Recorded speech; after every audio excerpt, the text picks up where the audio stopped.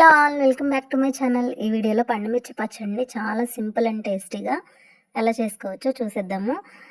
పచ్చడి టేస్ట్ అయితే చాలా చాలా బాగుంటుంది. మంచి కలర్ తోటి మంచి ఫ్లేవర్ ఉంటుందన్నమాట. మనం ఇది రైస్లోకి కానీ టిఫిన్స్లోకి కానీ చాలా చాలా టేస్టీగా ఉంటుంది. సో ప్రాసెస్ ఏంటో చూసేద్దాము. ముందుగా నేను 1 కేజీ పండుమిర్చిని తీసుకున్నాను. పండుమిర్చి ఎప్పుడైనా సరే మనం తీసుకునేటప్పుడు కాయలు గట్టిగా ఉండాలి, తొడిమలు పచ్చగా ఉండాలి. అలా ఉంటేనే ఆ కాయ ఫ్రెష్ అన్నట్టు. లేదంటే కాయలు మెత్తగా ఉన్నా, తొడిమలు నల్లబడిపోయి ఉన్నా అవి నిల్వ కాయలని అర్థం అనమాట. సో మనం కాయలు నిల్వ పచ్చడికి తీసుకునేటప్పుడు మంచి కాయలను చూసి సెలెక్ట్ చేసుకొని తీసుకోవాలి.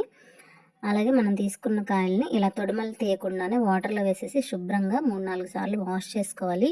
కాయలు మనకి చాలా నీట్గానే కనిపిస్తాయి చూడటానికి, కానీ మనం వాటర్లో వేసి కొంచెం ఇలా రబ్ చేస్తూ కడిగేటప్పటికి దానిలో ఉండే డస్ట్ అంతా కూడా కిందకు వచ్చేస్తుంది. అలాగే దానికి మందులు అవి కూడా చల్లుతూ ఉంటారు కదా. సో దానివల్ల మనం మొత్తం నీట్గా క్లీన్ చేసుకున్నాకే వీటిని వాడుకోవాలన్నమాట. వీటిలో ఏమైనా కట్ అయిన కాయలు, విరిగిన కాయలు కానీ మెత్తబడ్డ కాయలు కానీ ఏమైనా ఉంటే వాటిని తీసి పక్కన పెట్టేసుకోవాలి. 2 టమాటాలు మగ్గించేసి వాటిని ఇన్స్టెంట్గా మనం అప్పటికప్పుడు చట్నీ చేసుకొని తినడానికి బాగుంటుంది. అంతేకాని మనం పెట్టే నిల్వ పచ్చట్లు మాత్రం అవి అస్సలు యూస్ చేయకూడదు. దానివల్ల పచ్చడి అంతా కూడా పాడైపోయే ఛాన్స్ ఉంటుంది. సో మంచిగా ఉన్న కాయల్ని మాత్రం మనం సెలెక్ట్ చేసుకొని నిల్వ పచ్చడికి యూస్ చేసుకోవాలి.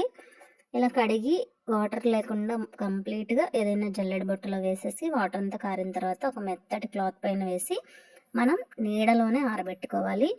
ఆ పైన ఉండే తడంతా కూడా పోయే వరకు ఆరబెట్టుకున్న తర్వాత మనం ఇలా పైన తొడిమల్ని ఒలుచుకోవాలన్నమాట.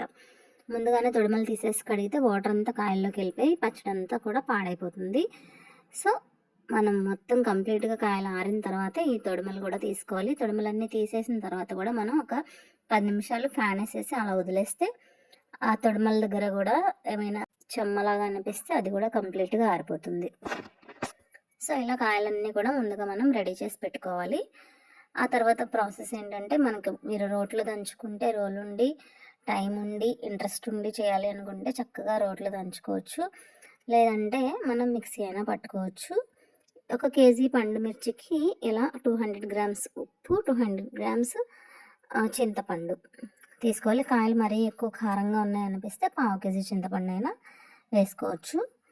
ఈ చింతపండు ఉప్పుని కూడా కొంచెం సేపు ఎండలో ఉంచి తీసుకుంటే మంచిది. సో చింతపండులో ఈనెలు ఏమీ లేకుండా తీసేసి నీట్గా ఇలా ఒలిచి పెట్టుకోవాలి. ఆ తర్వాత మనం తీసుకున్న పండుమిర్చి ఇలా చిన్న చిన్న ముక్కలుగా కట్ చేసి పెట్టుకోవాలి, మిక్సీ పట్టుకోవడానికి వీలుగా. పెద్ద పెద్ద కాయలు వేస్తే సరిగా నలగవు కదా. సో ఈ సైజు ముక్కలుగా చేసుకొని మనం కొంచెం కొంచెంగా మిక్సీ పట్టుకోవాలి. ముందే మనం మెత్తటి పేస్ట్గా అయితే చేయము, కచ్చపచ్చగా చేసుకోవాలి పేస్ట్. చింతపండు పెట్టి 3వ రోజు ఊరిన తర్వాత అప్పుడు మనం ఈ పచ్చడిని ప్రిపేర్ చేసుకోవాలన్నమాట. సో దానికోసం మనం రోట్లో అయినా దంపుకోవచ్చు. కచ్చపచ్చగా రోట్లో వేసి కొన్ని కాయలు ఉప్పు వేసి దంచి ఒక బాక్స్లో పెట్టి చింతపండు పెట్టేసి పెట్టుకోవచ్చు. లేదు అనుకుంటే ఇలా మిక్సీ అయినా పట్టుకోవచ్చు. కంప్లీట్ పేస్ట్లా కాకుండా కచ్చపచ్చగా మాత్రమే పట్టుకోవాలి. ఇలా ముక్కలన్నీ కూడా చక్కగా కొంచెం ఉప్పు కూడా మిక్సీలో వేసుకోవచ్చు. లేదంటే మనం చింతపండుతో పాటు డైరెక్ట్గా వేసేసిన మనము 3వ రోజు ఎలాగో మళ్ళీ దీన్ని మనం గ్రైండ్ చేసుకోవాలి కాబట్టి అప్పుడైనా సరే అది నలిగిపోతుంది చింతపండులో ఊరి. సో ఇలా మనం తీసుకున్నటువంటి పండుమిర్చి అంతా కూడా ఇలా బ్యాచెస్ లాగా గ్రైండ్ చేసుకొని చింతపండు పెట్టేసి ఇలా లేయర్స్గా పెట్టేసి పెట్టుకుంటే చింతపండు అంతా కూడా మనకి ఆ పండుమిర్చిలో ఉండే తేమ వల్ల చక్కగా నానిపోయి ఉంటుంది అనమాట మెత్తగా. మళ్ళీ 3 రోజులు ఊరితేనే అప్పుడు పచ్చడి మనకి ఆ ఫ్లేవర్ కానీ అంత టేస్ట్ చాలా బాగుంటుంది. అప్పటికప్పుడైతే అంత టేస్ట్ అనిపించదు.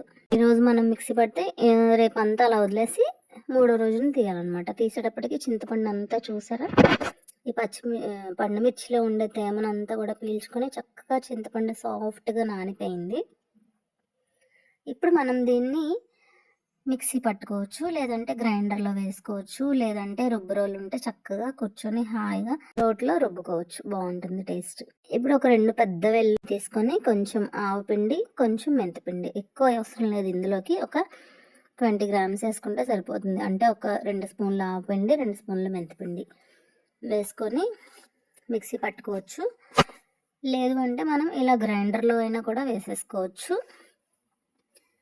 లేదు మనకి ఇంకా టైం అండ్ ఇంట్రెస్ట్ ఉన్నాయనుకుంటే చక్కగా రోట్లో వేసి రుబ్బుకోవచ్చు పచ్చడిని. చాలా టేస్ట్ ఉంటుంది. రోట్లో వేసి చేసుకునే పచ్చడి చాలా టేస్ట్ అనిపిస్తుంది. ఇది బాగా సాఫ్ట్గా కాకుండా కొంచెం నలిగేలాగా చేసుకోవాలి. మరీ పెద్దటి పేస్ట్లో అయితే చేసుకోకూడదు. అంత బాగుందన్నమాట. మనకు కొంచెం గింజలు కొంచెం అక్కడక్కడ అలా తగులుతూ ఉంటేనే పచ్చడి అనేది నోటికి చాలా టేస్టీగా అనిపిస్తుంది. ఇలా అయితే సరిపోతుంది. వీడియోలో చూస్తున్నారు కదా, ఈ కన్సిస్టెన్సీ అయితే కరెక్ట్గా సరిపోతుంది. ఇలా మనం తీసుకున్నటువంటి ఈ పచ్చడిని అంతా కూడా గ్రైండ్ చేసేసుకొని ఫ్రిడ్జ్లో అయినా స్టోర్ చేసుకోవచ్చు. బయట అయినా కూడా ఇది నిల్వ ఉంటుంది 1 ఇయర్ పాటు. మనం వాడే ఏ వస్తువుకి కూడా అస్సలు తడి అనేదే లేకుండా ఉండాలి. తడిగాని తగిలిందో పచ్చడి అయితే నిల్వ ఉండదు, ఫంగస్ ఫామ్ అయిపోతుంది. తడి లేకుండా ఉంటే 1 ఇయర్ వరకు కూడా మనం బయట పెట్టినా కూడా పచ్చడి పాడవకుండా ఉంటుంది. లేదు ఎందుకు డౌట్ అనుకుంటే చక్కగా ఫ్రిడ్జ్లో పెట్టేసుకోవచ్చు. ఇలా ఎప్పుడు కావాలంటే అప్పుడు మనం కొంచెం తీసుకొని తాలింపు వేసుకొని పచ్చడి టేస్ట్ ఎంజాయ్ చేయొచ్చు అనమాట. అప్పటికప్పుడు తాలింపు పెట్టిన పచ్చడి చాలా టేస్టీగా ఉంటుంది. కడాయి ఒకటి తీసుకొని ఒక 200 గ్రామ్స్ ఆయిల్ వేసాను ఇందులో. అలాగే కొన్ని వెల్లుల్లిని కొంచెం చితక్కొట్టి లైట్గా వేసి, అలాగే ఒక 4-5 ఎండుమిర్చిని కూడా వేసి, కొన్ని తాలింపు గింజలు వేసి, అలా కొంచెం కరివేపాకుని కడిగి ఆరబెట్టింది కూడా కొంచెం వేసుకొని, తాలింపు మంచిగా దోరగా వేగిన తర్వాత స్టవ్ ఆఫ్ చేసేయాలి. ఆయిల్ అంతా కూడా కంప్లీట్గా చల్లారిన తర్వాత మనం గ్రైండ్ చేసుకున్నటువంటి పచ్చడి అంతా కూడా ఇలా తాలింపులో వేసేసి మిక్స్ చేసుకోవడమే. చాలా టేస్టీగా ఉండే పండుమిర్చి పచ్చడి అయితే రెడీ అయిపోతుంది.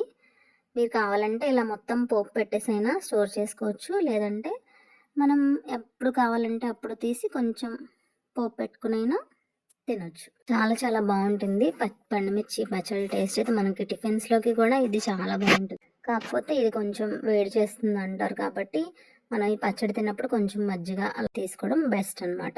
ఒక 1/2 కేజీ కాయలన్నా సరే తీసుకొని చేసి చూడండి, చాలా బాగా వస్తుంది. ఈ వీడియో కనుక మీకు నచ్చినట్లయితే తప్పకుండా లైక్ చేసి, షేర్ చేసి, సబ్స్క్రైబ్ చేసుకోండి. Thanks for watching my video.